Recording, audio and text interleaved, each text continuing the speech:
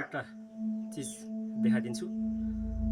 बिना पैसाको मासु जस्तै तेज आउने कस्तो खालको देखाउँछ भने बिना पैसाको मासु तेज भएको है त।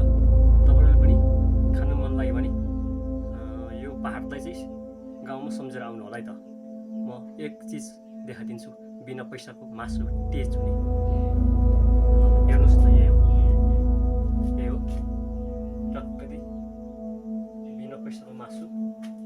हेरिदिनु ल, हेरिदिनुहोस् मासु, बिना पैसाको मासु यही हो। ए हेर्नुभयो नि, ल हेरिदिनुहोस्, हेरिदिनु ल, हेरिदिनु है त।